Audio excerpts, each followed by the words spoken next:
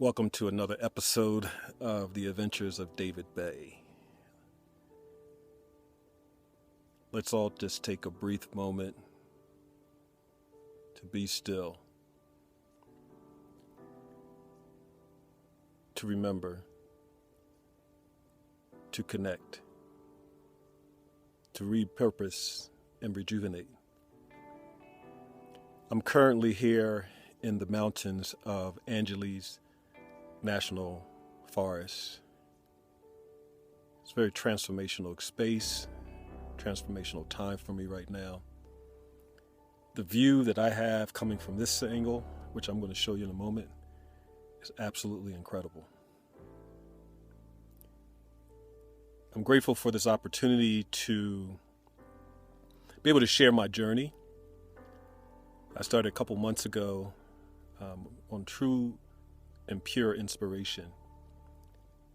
I got into the spaceship and I decided I'm going west to explore places I haven't been before, perhaps meet a few people along the way, but most important, to recalibrate and reconnect. And the best place to do that is in the natural world. I'm grateful for being able to do this now with all that is taking place on the planet right now. There is so much energy that is shifting for everyone, everywhere. I think it's our duty and responsibility as human beings to reassess our lives and see what is the true purpose of your life. What are you using your energy and time for? I know today many of us are making great shifts in our lives because of this state of the world, the conditionings. But these conditionings have been going on for quite some time by the hands of human beings. We've caused so much suffering to this planet through our own hands because we don't understand the connection that we have with Mother Earth. Because we don't understand that she is truly Mother. She's the being in which nourishes us, sustains us. All our life sustenance come from the earth. It doesn't come from anywhere else. And then she's here in harmony with all the other elements. The least we can do out of honoring her is be in harmony. I'm not going to get into the particulars of all the things that we've chose to do to harm Mother Earth, harm each other, harm the very fabric of life. I think we're all well aware of that. The question I want to pose is, why are we in opposition from being in harmony? Why are we waiting for some special moment to come when every day you have the moment?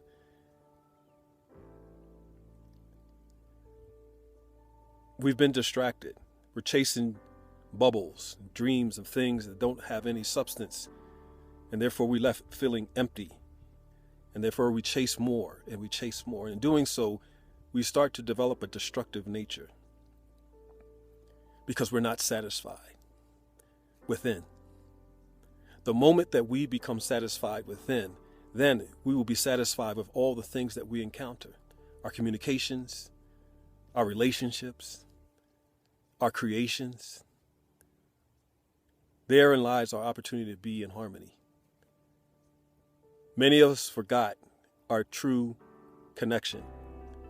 So I urge everyone to take some time out now, not tomorrow, next week, next year, 3 years from now. Find yourself in a natural space and see what you've been missing. See what you are made of, and that which is working on your behalf.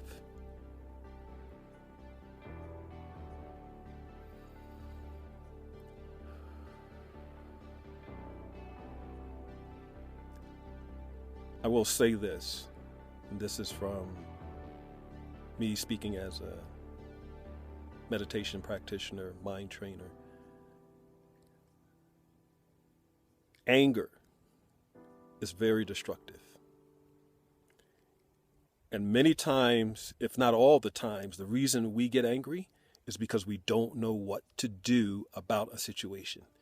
And so we go through these levels of frustration. And then once we get to this peak, we don't know what to do. And at the same time, our brains become scrambled. And the very thing we actually know to do, we don't want to surrender to it. Why? Because we think we already know what to do because of our egos and all the past things that we've been doing. We think I should know better. I should do this. I know what I'm doing. It's all right to not know. You just have to accept in the beginning, when you get to that frustration, is that I don't know what to do here. And start to reduce the attachment to trying to figure it out.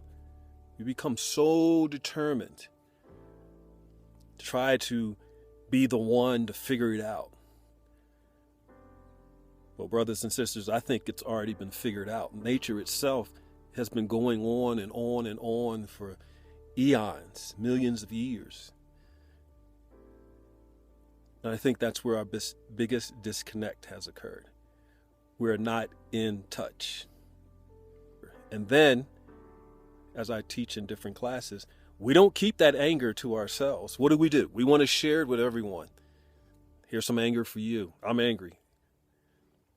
Instead of taking on full responsibility for your actions, yourself, your thoughts, no.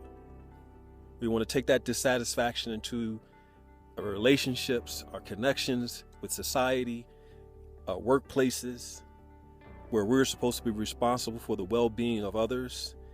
And then we take this disgusting way of being and then we put it on others. And how do we expect them to react? We don't open our arms to these things. Of course, you want to push it away. And therefore, it triggers the other person. It triggers that same thing inside of them that maybe they have to work on. And it keeps triggering. We have to stop this madness. We have to stop this insanity.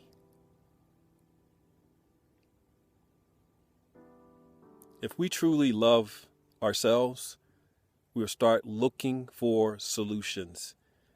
Just like we're on swiping and clicking and popping buttons and mashing this, all that type of energy we can do in social media, we can do that for ourselves. It's clearly we have the opportunity and clearly we have the power to do it. We do it all the time.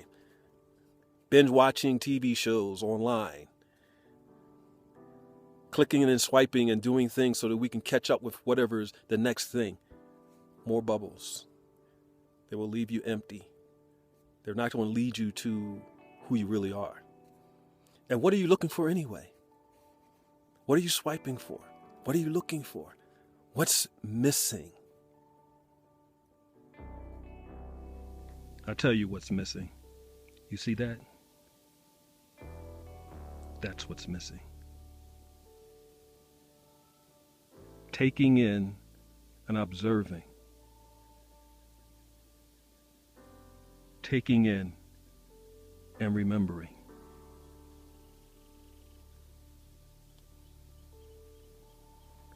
I once was told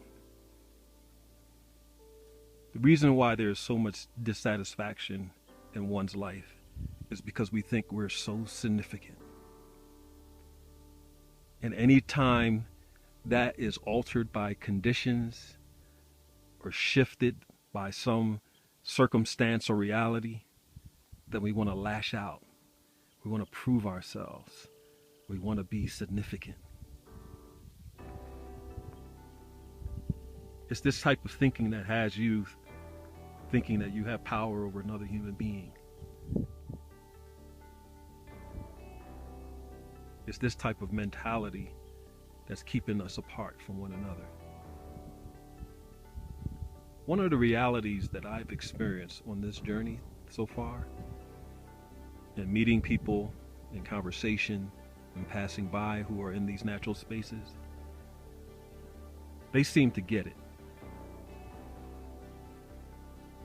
The interactions I've had so far is these people that I've met, they figured it out.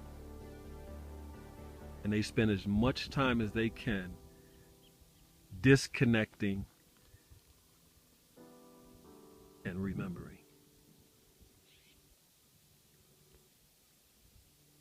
This is Agent Bay. These are the adventures of David Bay.